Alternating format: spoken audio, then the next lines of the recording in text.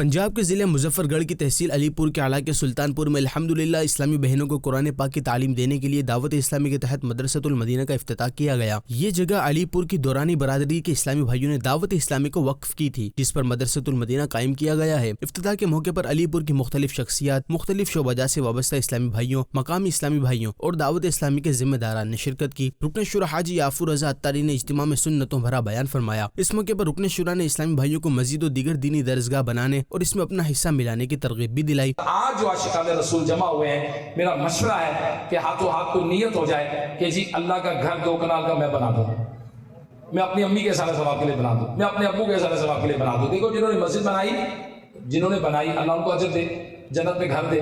آخر میں رکن شورا نے شرکاء کو سلسلہ عالیہ قادریہ رضویہ اتاریہ میں داخل فرما کر امیر اہل سنت حضرت علامہ مولانا ابو بلال محمد الیاس اتار قادری رضوی ضیائی دامت برکاتہم العالیہ کا مرید بھی بنایا اور آخر میں دعا بھی فرمائی۔ رکن شورا نے شرکاء کے ساتھ مدرسۃ المدینہ کا دورہ فرمایا اور مدنی خبروں کو اس حوالے سے بتایا۔ عاشقان رسول ہمارے دورانی برادران نے یہ جگہ وقف کی ہے اور یہاں بچیوں کے لیے ادارہ بنا ہے، ایجوکیشن کے لیے، تاکہ نیشن بلڈنگ کی جائے، بچیوں کو دینی تعلیم دی جائے، قرآن کی تعلیم دی جائے اور اعلیٰ مذہبی تعلیم دی جائے۔ اللہ تعالیٰ اس کوشش کو قبول فرمائے۔